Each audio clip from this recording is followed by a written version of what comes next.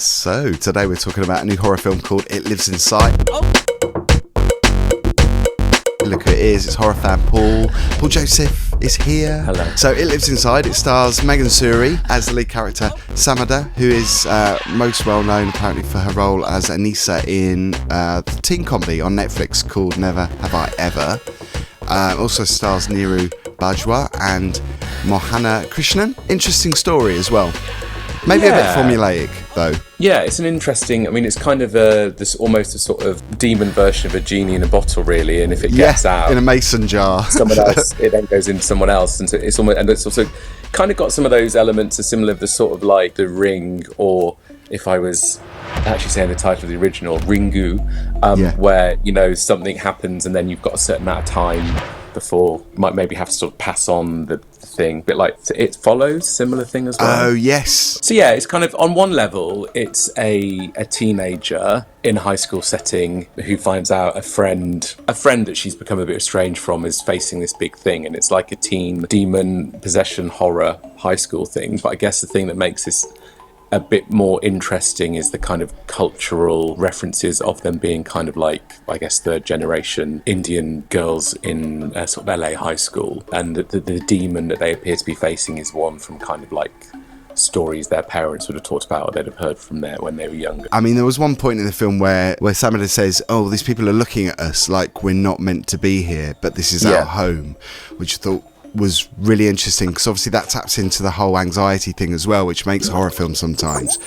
And I think when you overlap those, it can make it more intense. Yeah, and also there's another point where I think one of the older characters references how it's thought that one of this things about this kind of evil or this demon that they might be facing has kind of followed them, and it's partly a punishment for leaving other people behind. Obviously, it's not clear, but whether they've left at a time of conflict or something like that. It's almost like their sort of heritage drawing them back in quite a nasty way rather than a nice way. When you think about that story, and I mean, it does lead into it quite early on in the film. Someone's feeding a monster in a mason jar. You just think, that's kind of ridiculous, but I think the performances and the style of the film does make you believe it to a certain extent. Obviously, you have to suspend disbelief, but I thought that was quite effective when you do consider how ridiculous that might seem on paper. Yeah, definitely, and it kind of, you know, considering the sort of elements of it, which is a sort of possession thing, demon following, high school, whatever, it could be a bit silly, and it didn't really come across as that. The sort of sense of dread, and it was, you know, basically, you know, when characters seem to be affected by this malevolence, which I'm not going to explain what it is, whatever, but like they're really affected by it, and it's quite disturbing to see the sort of, you know, her former friend who she sees is almost being consumed by this thing. It's some good sound design. I mean, the sound really does play a part in how effective those scenes are, those scenes of dread. Yeah. Because again, it's not something that is necessarily full on with violence or gore. It's more to do with atmosphere. I mean, there's a really good, powerful scene involving a friend of Samidha's in the garden on a swing. Yes, which you might remember. Yes. Which kind of opened my eyes, because it was quite brutal. I mean, not in a... You don't necessarily see that much, but it's how it's done. It reminded me a little bit, but maybe because I only saw it very recently, even though it came out last year, the film Smile had a similar sense of the sort of like burden of carrying something and whether someone else can take that from you. In a way, what's quite nice of this as well is the lead character, who's kind of like surly teenager, you know, mum's trying to get her to come to sort of like a traditional family ceremony, and she's, you know, not interested.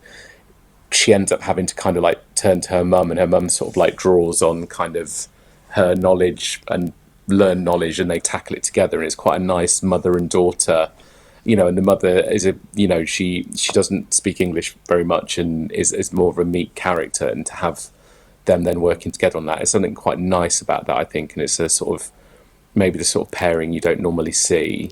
Yeah, her mother's quite an important character in the story, particularly towards the end. And I'm sure if you were to talk to filmmakers, there probably is definitely something about a metaphor for what they're actually fighting against, because a family like them will have dealt with a huge amount of prejudice and different things and challenges, being in the United States, having moved there. Definitely. I think that's what, like I said earlier, that's one of the things I thought was really effective, is that really taps into the whole fear and anxiety, as opposed to something that's staring you in the face. It's more to do with behaviours of people and how evil people can be to you. I have a bit of a gripe though, and it's not necessarily something to do with the film itself, it's more to do with the trailer. Well, there was a lot of scenes in the trailer that spoilt the film for me anyway, when I watched the film, because I thought I kind of seen this, so it's taken that fear out a little bit, so I wasn't as spooked by it as I should have been. Yeah. Did you see the trailer before you saw the film? I did, yeah. Yeah, I mean, none of what it turned out to be was a surprise. The only sort of surprise was the nuance of what the source of the malevolence was and kind of what fed it, really. That was probably the more interesting part. Even then, I don't know if I'm confusing that with Smile when I'm thinking about that. Okay. I mean, well, the trailer does feature a lot. It features a lot of that, like the hair being pulled. Don't watch the trailer if you're going to watch the film. Just listen to what we say and then watch the film. I liked it. I thought the performances were good. It's not necessarily the most ambitious type of horror. Or original. But I don't know. I mean, quite really formulaic, some of it. Anyway, yeah. I mean, definitely that, in terms of the beats of kind of seeing something weird, finding out about it, getting involved in it, then getting involved in you, then you're having to fight it, and then whatever happens at the end, and then the little twist at the end. All of that. Yeah. I did think it was a tad ridiculous at the end.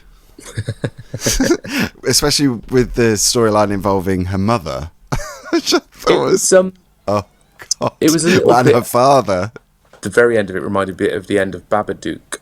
Yeah, I love Babadook. We did a cabaret show, and an amazing drag performer called Carrot did a drag version of Babadook called Babashook.